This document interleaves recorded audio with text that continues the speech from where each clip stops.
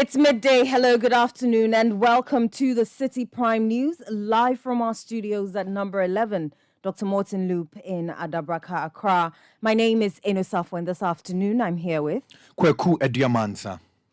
Coming up, former General Secretary of the New Patriotic Party, Kwabena Japan, files nomination to contest NPP presidential primary. I think the party and the country deserves a new dawn, a new dimension, a new direction, the new energies, a new face that will be able to reconnect with the Ghanaian people. Meanwhile, two others also expected to file nominations today. Also coming up, Supreme Court to determine NDC parliamentary candidates for Asin North. Judge Ekwesin's trial adjournment request today, with just 6 days to the Asin North by-election. We also have details of the third accused in the ambulance procurement case, Richard Jakpa, narrowly escaping contempt after disrespecting the judge hearing the case. Still ahead in the bulletin, minority chastises President Akufo-Addo over his comments about downgrades of the country by international rating agencies.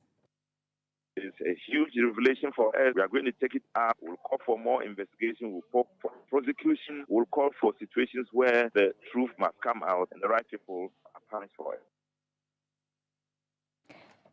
And later, Tema Oil Refinery workers back the decision of governments to allow strategic investor into the operations of the refinery. We'll bring you the details. All that and more on the Citi Prime News, which is live on a number of affiliates, and we'll bring you that later. But let's start from here. The second accused person standing trial together with a minority leader, Kaisala Toforson, Richard Jakpa, has been given a stern warning not to engage in acts that would make him incur the wrath of the court.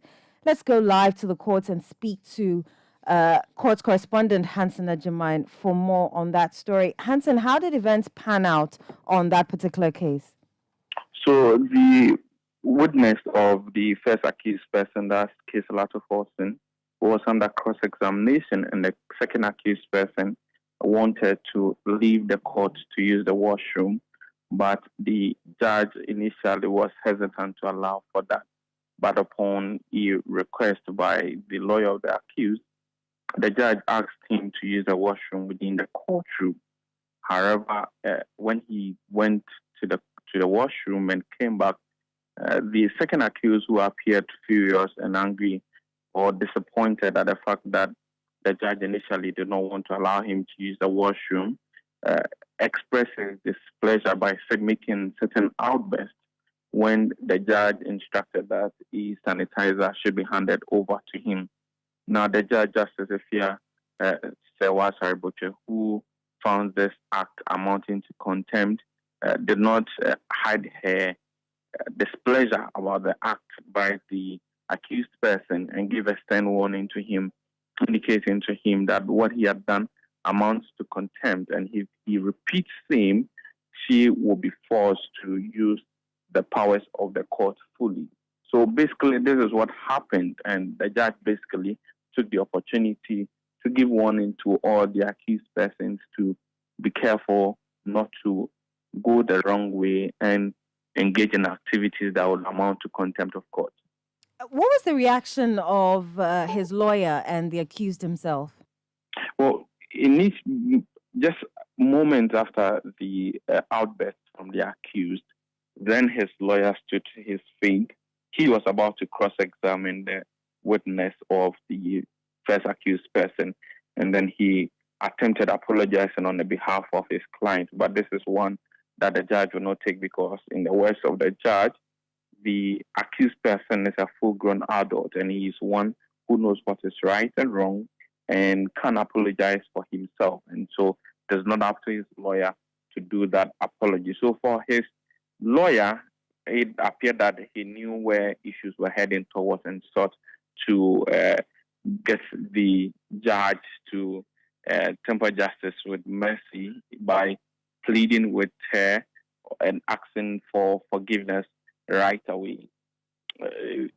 However, the accused person, who initially didn't speak, later apologized to the court after he was approached by the lawyer. However, the judge indicated that he is not actually sorry because he had to take the words, or he had to take the advice of his lawyer before he would render an apology to the court. But that notwithstanding, the judge was hesitant in taking any action rather than to caution him.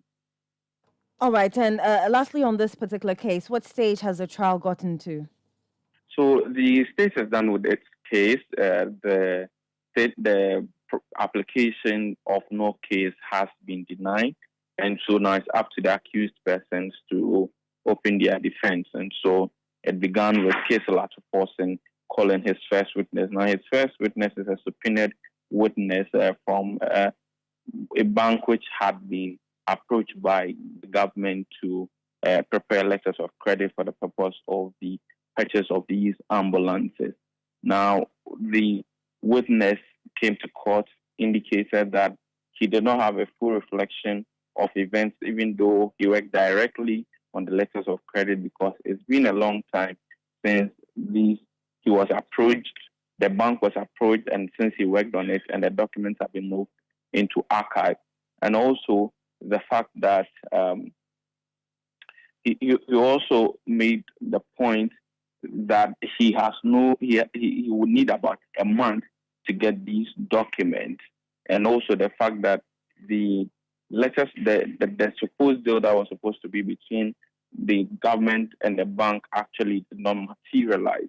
And so there was a request for the judge to allow him to get those documents, but the judge indicated that these are documents that she sees no relevance to the case at the moment, and also allowing a witness to go around searching for a document for about a month will unduly delay the trial. So this is what has gotten to. The case is adjourned to Thursday, June 22, where the first accused person, which is Dr. Keselato Forsen, will continue with his defense. All right, Hanson, let's talk about the Supreme Court's yet to determine NDC parliamentary candidate for Asin North Judge Equation's trial adjournment request. Has the case been called yet? And in comparison to yesterday, what are the numbers looking like? So this case is at the High Court, and the case has not yet been called compared to yesterday. The numbers are not equal to what we saw yesterday. Even yesterday, there were some supporters at the forefront of the High Court complex. But at the time I was entering the court premises at about 11:45, there was no supporter with any placard as we saw yesterday. But the case is yet to be called. However, in court, some NDC stalwarts are here to support the NDC parliamentary candidate for Asin North. Some of them are Professor Nana Jane Ofoko Ajiman, who is the NDC's 2020 vice presidential candidate. Also, Marietta Briopon, a former attorney general, Kojo Bonsu, who recently contested the NDC's flag bearer, John Dramani Mahama, in the party's presidential primaries. Some members of parliament are also here. James Dachi Grayson himself is also in court, as well as Chachi Chikata. Hello, Hanson. So I'm saying that some stalwarts of the NDC are in court, including Chachi Chikata, the vice presidential candidate of the NDC in the 2020 general election, Professor Nana Jane Ofoko Ajiman, also former Attorney General Marietta Briopon, and also some lawyers of the party like Godwin Tamaklo, as well as some members of parliament are here to throw their support behind the NDC's parliamentary candidate. However, the supporters that came yesterday and were standing in front of the High Court complex with placards are non-existent, at least as of the time I was entering the court premises at about 11:45 a.m. Thank you very much for that update. We'll leave you to go back to the courtroom. Hanson Ajiman is our court correspondent. Kweku. We'll take you to the northern region now because the Northern Electricity Company, Netco, has restored power to the Ghana Water Company's treatment plant in that part of the country after receiving a 2.5 million Ghana cedi part payment. The treatment plant, which supplies water to residents of Tamale and surrounding areas, was affected by Netco's revenue mobilization exercise. The company was indebted to the tune of 39 million Ghana cedis. Maxwell Kotoka is the manager of corporate communications for Netco, and he's been speaking to Citi News. Okay, thank you for your sustained welfare and progress. We have since met some engagement with sister company, and they have come forward with a token of 2.5 million out of the 39. I beg your pardon. Out of the 39 million or so, 39.7 million. But with a gentleman's agreement that they will pay a further amount. So on the basis of the initial payment and the pledge to pay something significant, that we have decided to accede to their request that we restore power in the interest of mutual relationship and of course the welfare of the general public as well. It is our expectation that they will leave good their work and then we will continue the relationship. We had an earlier arrangement with them, which they reneged on, for which reason we saw what happened. So once they clear this and they bring the promised amount, we will get back to the earlier arrangement. With that, if when they honor it steadily and religiously, which will be fine. So you heard that the manager of corporate communications for Netco, Maxwell Kotoka. NPP flag bearer hopeful Kwabeneje Japan says he represents a new dawn for the party following 16 years of the Akufo-Addo Bawumia leadership. Mr. Japan, who filed his nomination to contest the party's presidential primary, says he is on a redemption mission to create public-spirited citizens led by public-serving politicians. The former press secretary to former President Kufuor spoke to the press after submitting his nomination forms. I think the party and the country deserves a new dawn, a new dimension, a new direction, with new energies, a new face that will be able to reconnect with the Ghanaian people and restore the confidence that Ghanaians have in constitutional democracy. That is what I represent. And I'm a very multi-layered individual, trained in the ethos of this political tradition right from 1992. I've worked with all the leaders of our party, Dubois, President Kufuor, and now President Akufo-Addo, and worked closely with them in various stages of my career. And as a civil engineer, I've worked in the public service, in the private sector as an engineering consultant. So I know the aspirations of the Ghanaian people and the sufferings they go through to do what they have to do to survive on a daily basis. And I do believe once we do that, set Ghana on a new course and get everybody to have a reorientation of what public service should mean to all of us Ghanaians, especially we the politicians who have the responsibility to lead. That is key to drive Ghana to the new level. What would be your assessment of the Akufo-Addo-led government? I'm talking about what I want to do. That is what is important for me. I'm here to discuss my vision. It is the people of Ghana who pass judgment when they go to the polls. So it is not for me as a president to make that comment. What is important is that I represent a new direction, a new hope, a new lease of life. And I think the country needs a new lease of life. And then that is what to encourage the youth, for them to feel that this is a country worth dying for. I want to reconnect with the youth. The sort of despondency you hear from the youth, as if nothing is going to work. Ghana is a beautiful country. It's got a bright future. And once we are able to have that firm, decisive leadership that has vitality and the energy, I think we can reconnect with the youth, empower them. Once we do so and save money from the waste that we see in the public sector, we can then raise the resources that are required to be able to empower the youth through technical education, entrepreneurship, and then self-reliance. Let them have the confidence and create opportunities for all in this country. That is what I stand for. Thank you. You have a fantastic message, but do you think that the odds are stacked against you? No. In politics, before elections ballots are counted, nobody knows who's going to win. I've been around politics for so long, you never know. We leave it in the hands of the the delegates to decide. And I've spoken to them. That was the former press secretary to former President Kufuor, Kwabena Eje Japan. Charles Osukumi is our man at the NPP headquarters, and he joins us over the phone lines with more. Charles, thanks for joining us. Tell us, Kwabena Eje Japan says he represents a new dawn for the NPP. What more has he been saying? Charles? Hello? Yes. I was Yes, asking you that Kwabena Eje Japan says he represents a new dawn for the NPP. And what more can you tell us? What more has he been saying? The former general secretary of the party, he submitted his nomination forms earlier today.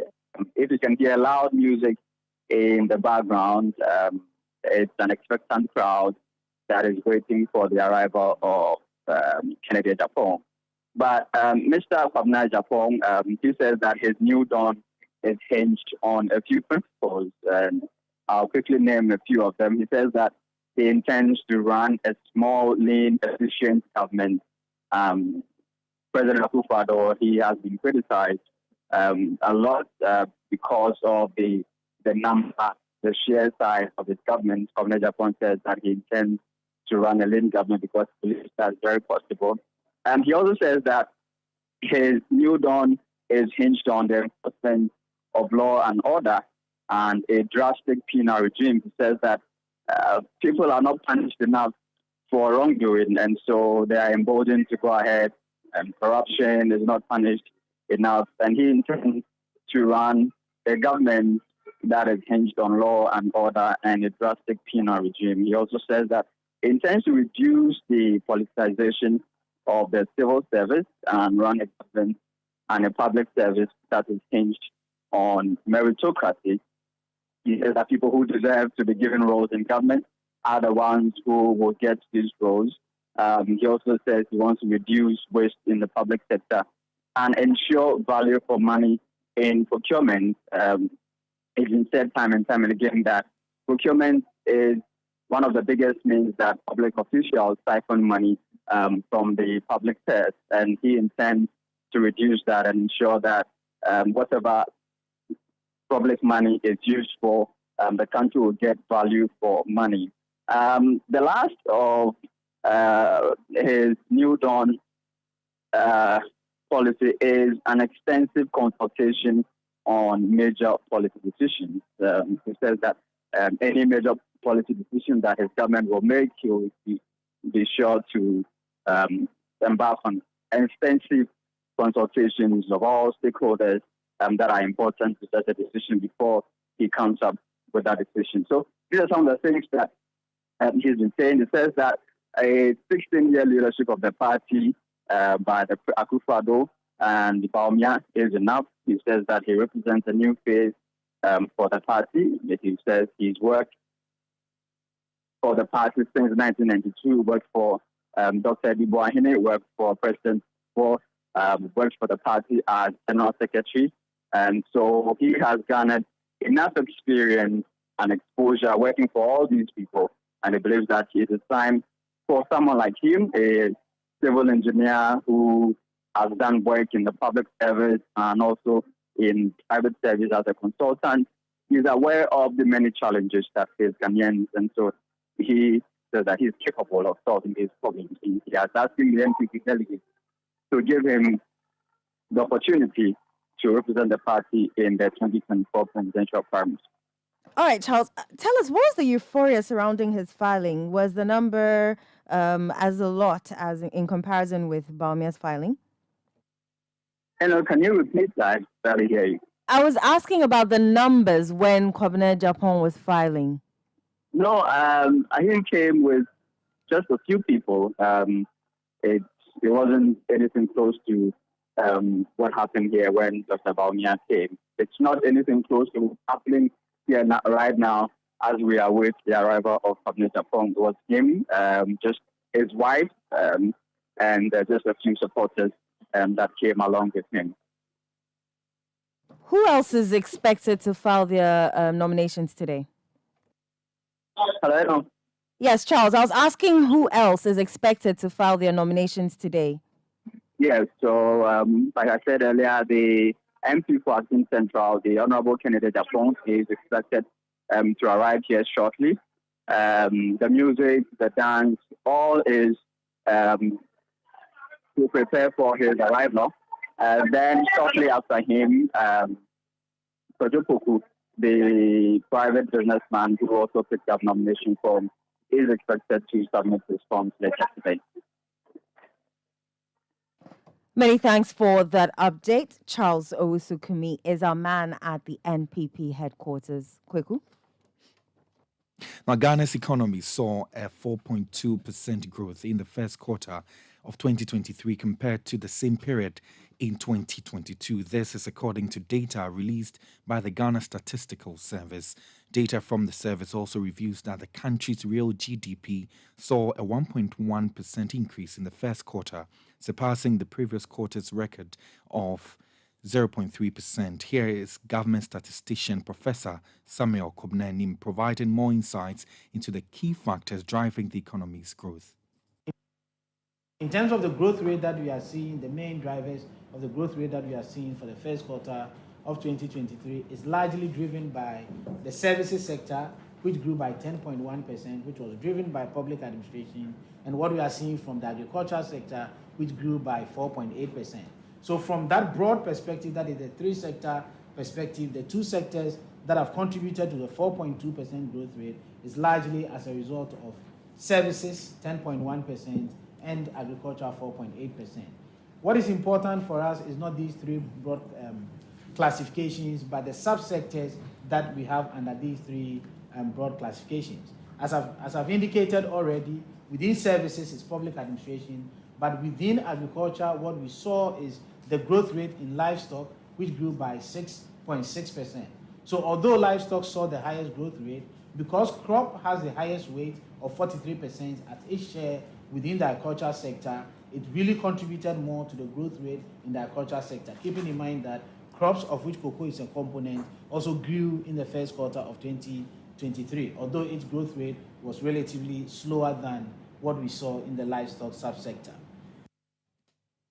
You heard the government statistician, Professor Asamoah Gyan. You're still listening to the Citi Prime News live on 97.3 Citi FM, which is also live on our partner stations. In the Western region, we're live on Adjumpa 100.7 FM in Takwa, Beach 105.5 FM in Takoradi. In the Bunu region, we're live on Greener FM 95.9 in Sunyang. In the Ashanti region, Focus 94.3 FM in Kumasi. Orange 107.9 FM also in Kumasi. In the Volta region, we're live on Revival 99.3 FM in Tajawu. VOV Radio 95.7 in Hohoi. In the northern region, you're listening to us on Radio Bimbilla 91.9 FM. In the Upper East, we're live on Quality 88.7 FM in Garu. And in the Upper West, we're live on Tunsong 97.3 FM in Wa and Drapa 96.1 FM. The news is also live across the globe on citynewsroom.com, City 97.3 FM on Facebook, and CityTube on YouTube. Still ahead on this bulletin, Tema Oil Refinery workers back the decision of government to allow strategic investor into the operations of the refinery. We'll bring you the details shortly. Do stay with us. Citi Prime News at 12 midday. Updates you on all the running stories and connects you to the newsmakers.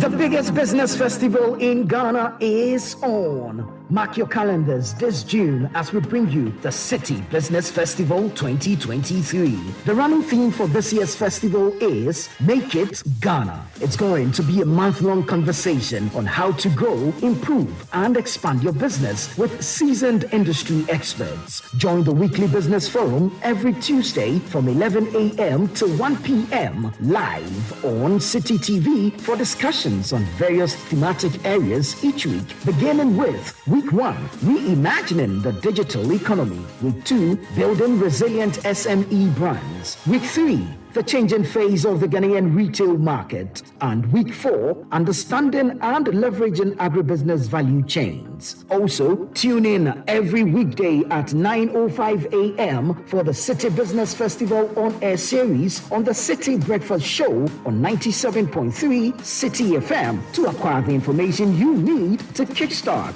and strengthen your business. There will be a lesson for every business on the City Business Festival 2023 this June, only on City TV, 97.3 City FM, citybusinessnews.com, and on CNR Digital. The City Business Festival 2023 is powered by City TV and City FM in partnership with APSA and is proudly sponsored by MTN Momo and MTN Business with support from GESO.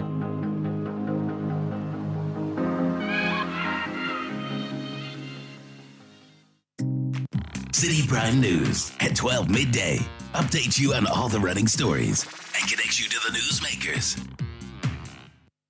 You're welcome back. Now, workers of the Tema Oil Refinery, TOR, are backing the decision of government to allow a strategic investor into the operations of the company. Media reports suggest that government is in talks with Netco to invest some $22 million into the operations of TOR. Civil society groups, including Imani Africa, have raised issues with the deal, saying it is not transparent. But TOR workers, in a statement, say they fully back the deal. Joining me in studio to discuss the statement by TOR workers is my colleague, Sami Riafe. Sami, many thanks for joining us. Thank you very much, Eno. All right, Sami, tell us about the statement. What have they been saying? Okay, so there's a statement signed by the chairman of the TOR Workers Union, Bright Adongo, and it talks about the recent investment, the announcement of an investment of some $22 million from a company by name Netco into the operations of the Tema Oil Refinery.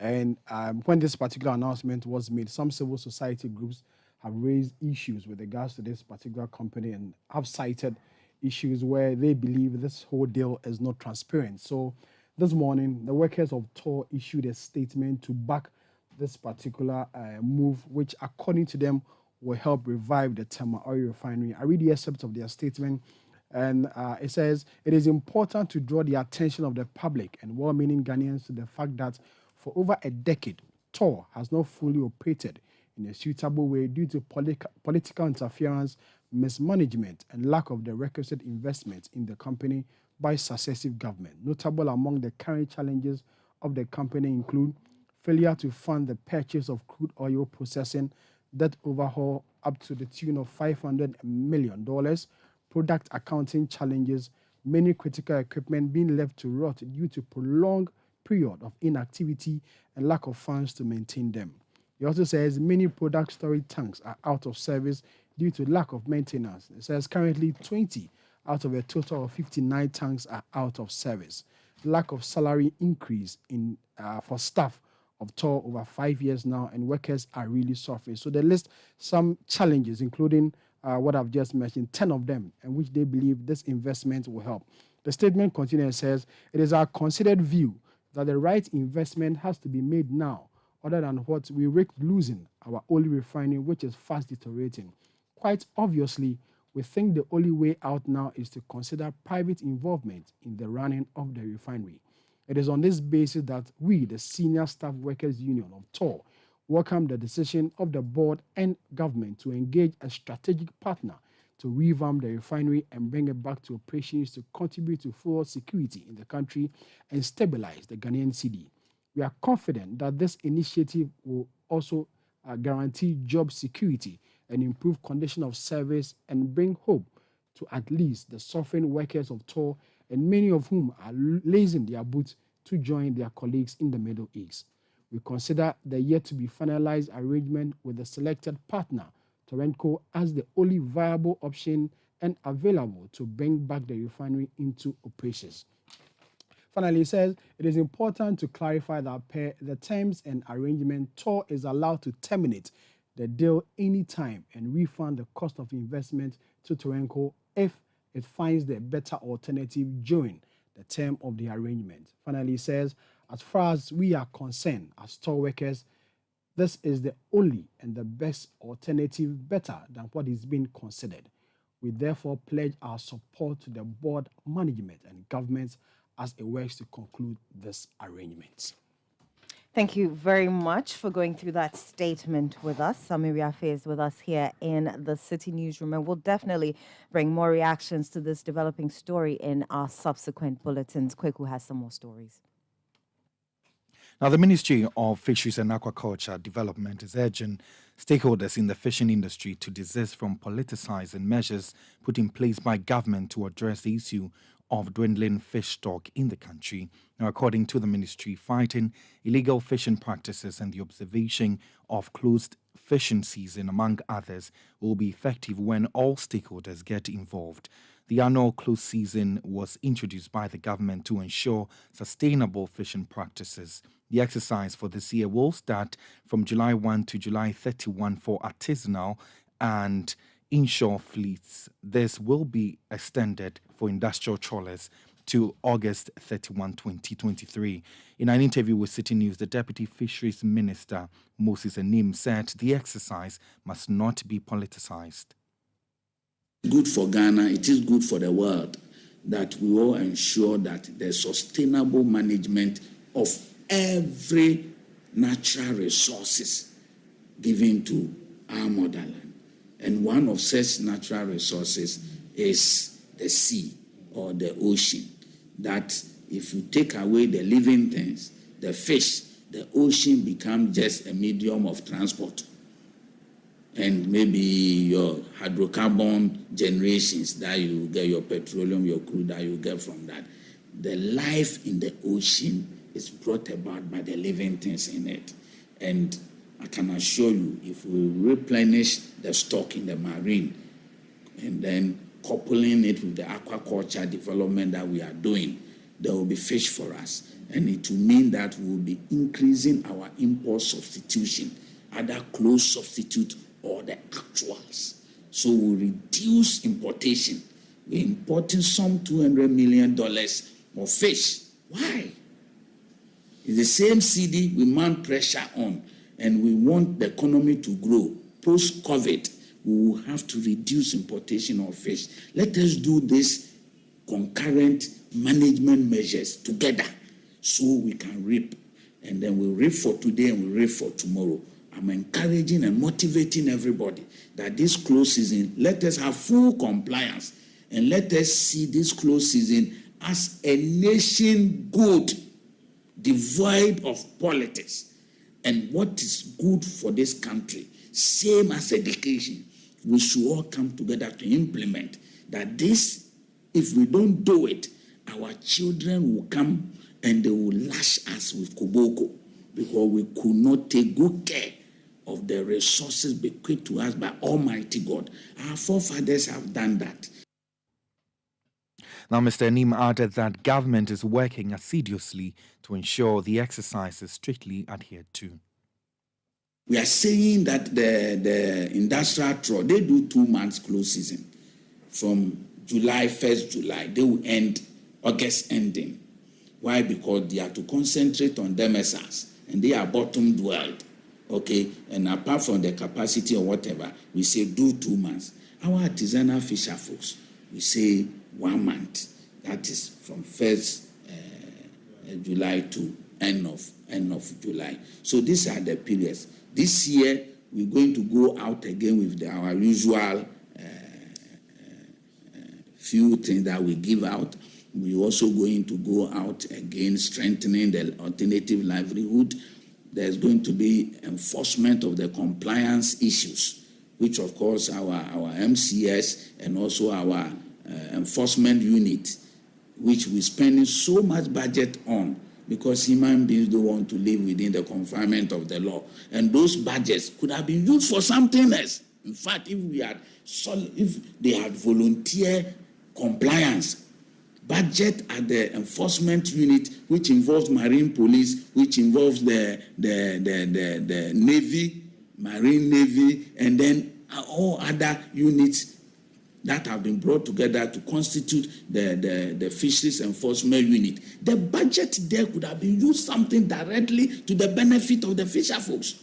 But because of recalcitrants, infraction of the law, IUU, we have to spend money on MCS. As I speak to you, we are doing a pilot on coming out with the electronic monitoring systems, which is also very expensive. We are doing pilot. After that, we roll it all over. Very expensive, but we have no option than to do it. Some of these monies could have been channeled directly into expeditions to benefit them. Okay, so we are enforcing that and we're going around doing that. Moses Enim is the Deputy Minister for Fisheries and Aquaculture Development. The Ghana Cocoa Board has expressed its commitment to enhancing the livelihoods of cocoa producers by ensuring an improvement in the producer price. The statement was made by the Chief Executive Officer of Cocoa Board, Joseph Edu, during a stakeholder workshop focused on the feasibility study of an African cocoa exchange. According to him, the setup of an international cocoa market in Africa through the African Cocoa Exchange will give producing countries the leverage to determine the prices of cocoa.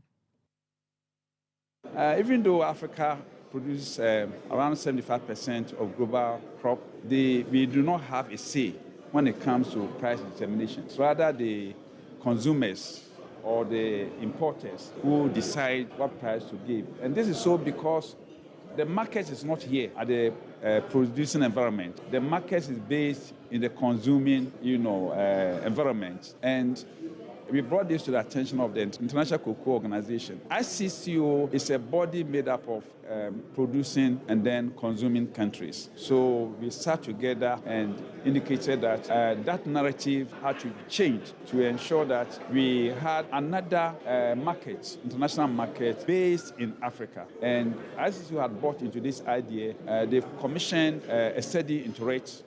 And we are here today and tomorrow to interrogate the findings of that study to see the feasibility of establishing an African cocoa exchange based in Africa. And it's between Cote d'Ivoire, Ghana, Nigeria, and Cameroon. One of these countries is going to host. And if you are hosting an exchange commodity, you know the benefits that accrue in terms of pricing, in terms of, the entire value chain progress.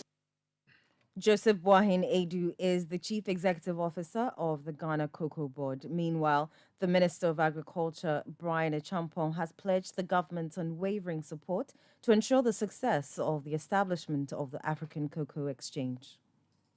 We're on a trajectory of a modern, prosperous, and private sector-driven economy. We believe that poor farmers cannot continue to feed the rich, and therefore we have to change the trajectory of agriculture to ensure that our production can meet the needs of Ghanaians and our exports requirements. The creation of the African Cocoa Exchange fits into our collective aspiration of a modernized cocoa industry and a productive cocoa value chain that will deliver prosperity to producers, communities, aggregators, processors, and all in the value chain. On behalf of the government of Ghana, I wish to pledge the full support of Ghana to this process. I can assure all stakeholders of government's readiness to commit the Ghana Cocoa Board and the Ghana Commodity Exchange to this process. And we will continue to support the ICCO on all matters of mutual interest. You heard the Minister of Agriculture, Brian Achampong. Let's do other stories now. And the Data Protection Commission has raised serious concerns regarding the sharing of explicit photos or videos without the consent of the individuals involved. These concerns have been prompted by the recent arrest of a 23-year-old man who shared an intimate video of his ex-girlfriend with contacts on WhatsApp. According to the details of the case, the complainant was naked during a video call, and the accused person manipulated her in positioning the camera to capture her fully unclothed body without her knowledge or consent. He then secretly recorded the video. The suspect was put before the Adentan District Court and pleaded not guilty to charges of non-consensual sharing of intimate images and sexual extortion. Now, speaking to Citi News, the Executive Director of the Data Protection Commission, Patricia Adusei-Poku, says the act by the suspect is illegal. Individuals have the right to their privacy, and so without a person's consent, you cannot really share any personal detail about them, which includes a video, photo, or audio of that individual. The challenge we have with photos on social media is that individuals tend to upload photos of themselves onto social media. That is something that they choose to do. And so that you can't apply the law to. However, if you get access to someone's photo or their picture and upload it with the intention of embarrassing them or sharing photos that is intrusive of their privacy or can cause harm or destroy threats to that job, then the purpose for which you're distributing that photo or processing it, as we would describe it, is illegal. So this is why it will be a data protection related matter. So unless you have permission of the person who can be identified in an image to share for any purpose. Executive Director of the Data Protection Commission, Patricia Adusei-Poku. Now, the minority in Parliament has chastised President Akufo-Addo over his comments on the verdict of international rating agencies on the country. The president had said the downgrade by rating agencies was to blame for the country's current economic woes. Addressing the media, the deputy ranking member on the Finance Committee of Parliament, Isaac Adongo, said such ratings are part of the accepted global financial systems. The rating agencies, you see the dishonesty. When the rating agencies were rating us high, and we were going to the capital market and showing them the rating of Ghana and collecting the 3 billion, we were in bed with them to deceive the investors. Were we in bed with them to deceive the investors? What did the rating agency say that has not happened? You remember when they brought the 2022 budget in 2021? What were the highlights that some of us read? We said that the projections were just to deceive the investor. You remember they said that they were going to increase our revenue to 20% of GDP in 2022, 1 year. And I said, no, never. It's not possible. In the IMF program, even over a 3-year program that is bent on fiscal consolidation, that is pushing them to increase the envelope, they will still be doing 18.6% by the end of 2027. This is not 2022. In 2022, you came and told us that you will do 22%. If a rating agency picked your document and said, no, this is not true. And now you yourself, you have gone to IMF and said, no, it was not true. We can't do that. Even in 3 years, we can't do it. How is that rating? They should tell that man that rating is not a diplomatic maneuver.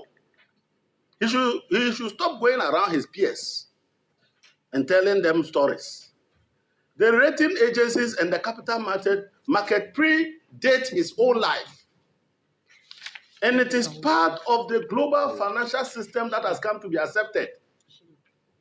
You have been a beneficiary of it. You remember in 2019, I was on Metro taking on one of the rating agencies for doing a paid job. They never challenged me. You know why? When we are going to the capital markets, we actually pay rating agency as our consultants to do rating for the release for that particular issuance. And Ken and Akufo-Addo, you were paying these people that you are now claiming are terrible monies to tell a story about your economy. But they have their standard rating activity, which is not paid job. That is where you see the two sides of the snake. So the group also denied assertions by the Vice President, Dr. Mahamudu Bawumia, that the National Democratic Congress fears him as the potential flag bearer of the new patriotic party. You said we are afraid of Dr. Bawumia. If you heard the things I said to you about Bawumia, it doesn't look like we fear him. But we cannot be choosing the team for the opponent in a football match. This man is blackmailing the MPP delegates to believe that they are going to meet NDC and he is the top striker. Who are we to say that he is not a top striker? He is saying that to MPP delegates. Is that not it? We are ready.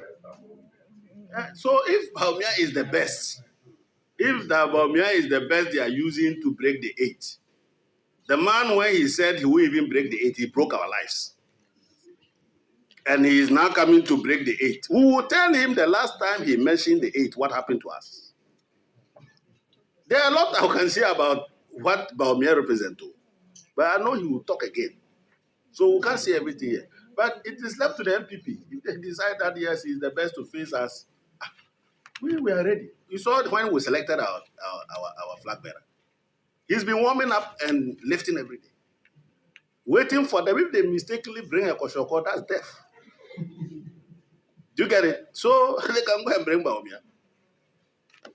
If they bring Baumia, he himself will do the campaign for us because he will have his audios. You know, he spoke too much. So we'll play it back. So don't worry about Baumia. You heard the Deputy Ranking Member on the Finance Committee of Parliament, Isaac Adongo.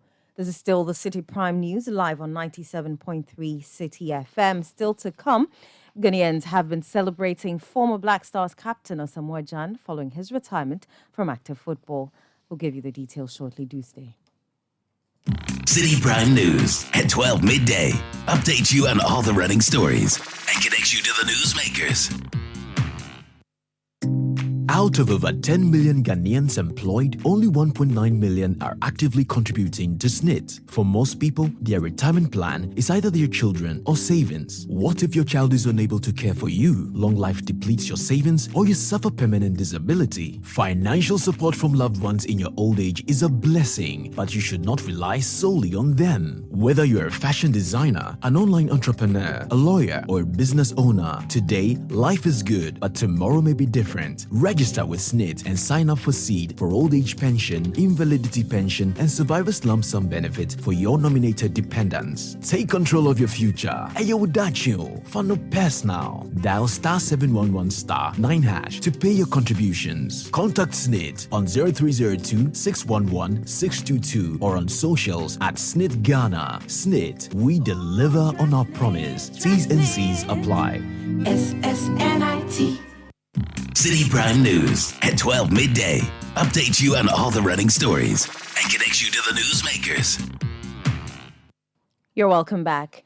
In preparation for the upcoming by-election on June 27 in the Asin North constituency, senior officers from the Ghana Police Service have been deployed to the area. The Inspector General of Police, Dr. Akufu Dampare, has initiated this security tour to assess the overall security situation in the constituency before the crucial poll. The dispatched officers include the Director General of the Motor Traffic and Transport Department, COP Francis Doku, the Director General of Services, COP Enoch Bediakon, the Tema Regional Commander, COP Owusu Efriye, and the Whole Regional Commander, DCOP Andrews Buedu Ekuma, among others.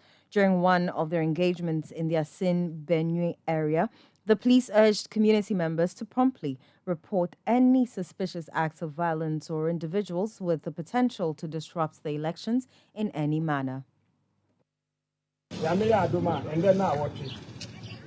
And said, "You're moving on." We say, "About told you what I am to quite some of them, sir." I said, "Quite a while."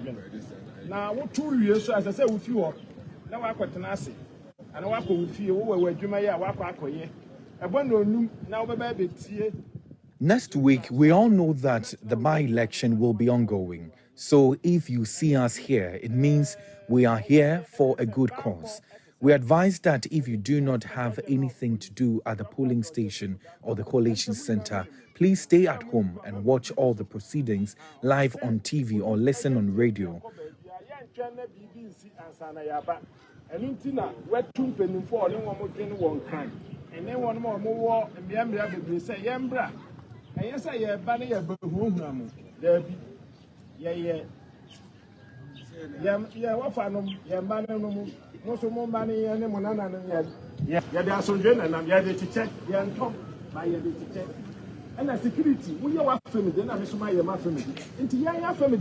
We are here to protect you, and we wish that you also cooperate with us by reporting anyone or any person who you think can be suspects of violence.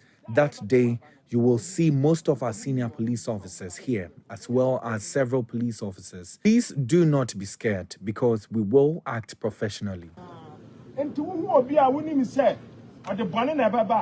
Mr. Beyi Asutri. After you are, you will have emergency numbers. You will emergency number. Ufreya police befast here. That was an engagement between senior officers of the Ghana Police Service and constituents of Asin North constituency ahead of the by-election next week, Tuesday. It's now time for sports. Now, Ghanaians have been celebrating former Black Stars captain Asamoah Gyan following his retirement from active football. Asamoah Gyan, known as Baby Jet among fans, made the announcement in a speech at the Afri-Exim Bank event in Accra, bringing to an end his 18-year career at the professional level, which started out at Liberty Professionals FC and ended at Legon Cities FC. Following his brief run with the Ghana Premier League side Legon Cities in the 2020-2021 season, Gyan remained unsigned before announcing he was walking away from the sport as an active footballer. Gyan was an ever-present member of Ghana's senior national men's football, the Black Stars, in his playing career and is the nation's top scorer of all time with 51 goals in 109 games. His highest point for the nation was in 2010, where he led a young Ghana team to finish second at the 2010 AFCON held in Angola. We're joined in studio by City Sports' Yao Menta for more on the Asamoah Gyan story. Yao, thanks for joining us. Thank you very much for having me. All right, so tell us, how will Asamoah Gyan be remembered? For the missed penalty. Exactly. Bad news sells more than good news. So the first thing that comes to mind is that miss against Uruguay. That would have sent Ghana into the semi-finals of the World Cup and made Ghana the first African nation to make it to the semi-finals of the World Cup. Morocco has been able to achieve that mark, but Ghana had the biggest chance to make it to that level. And unfortunately, he was the one who missed that crucial penalty. And you also have to factor in the occasion. It's the World Cup, it's the biggest football tournament in the world, and so for him to be on that stage and miss out on that opportunity to get Ghana into the semi-finals of the World Cup, that's the one thing that will stick out most in the minds of people. Despite the many things that he did right. The many things he did right. How big is his legacy as a footballer? How big is his legacy as a footballer? It is that big because we are talking about the guy who scored the most goals for Ghana's national team. That's the Black Stars. Up until a few months ago, he had the most caps. He had the most appearances for the Black Stars. Now that record belongs to Andre Ayew.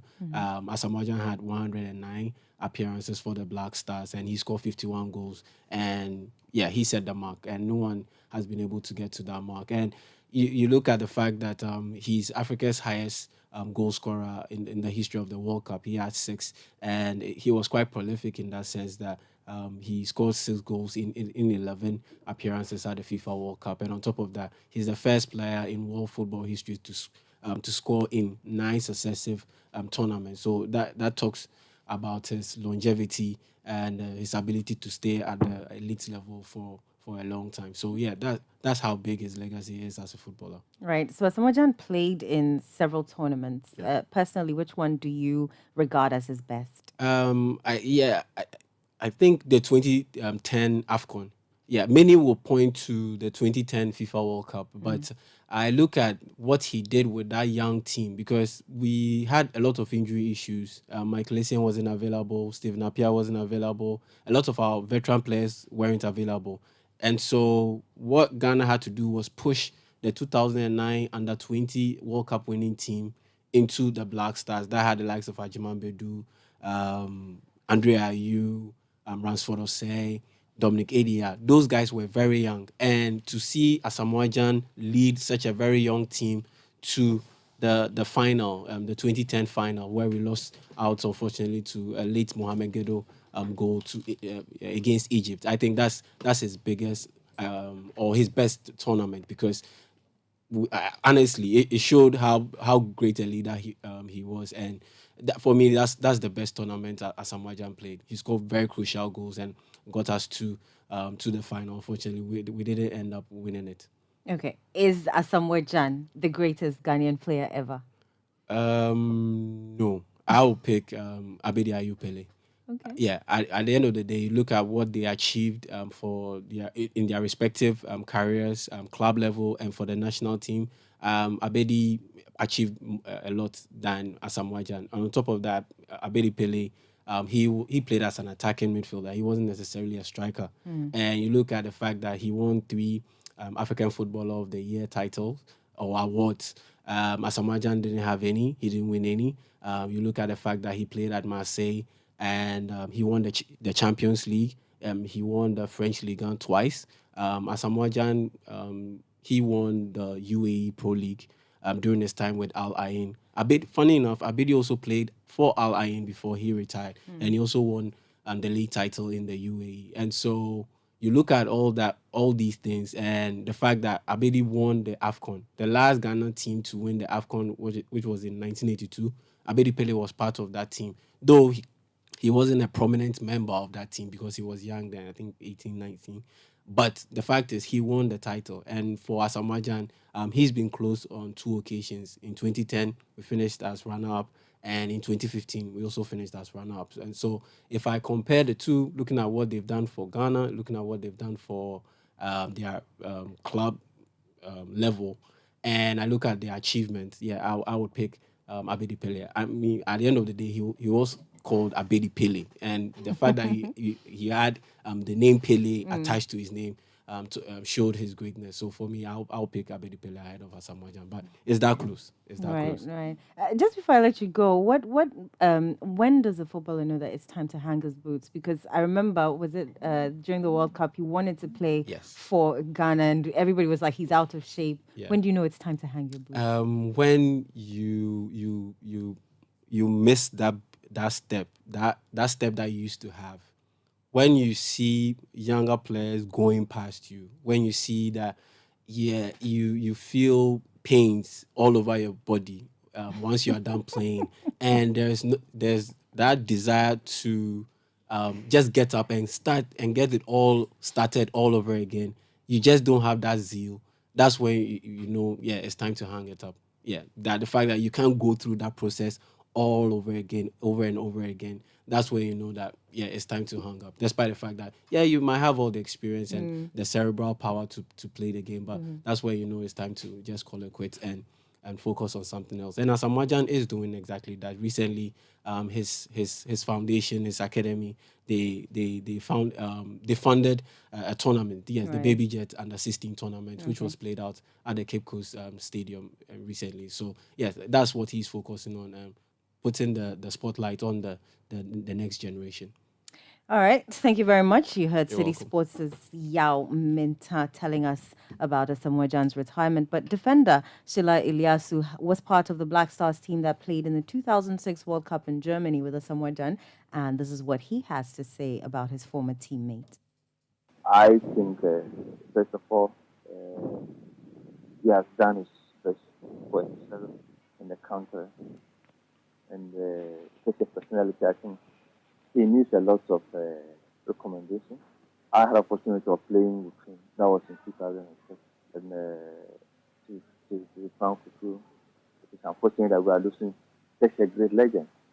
But I understand him because we are all into that profession, and you reach at a certain level when injuries start to set in your career, whether you like it or not.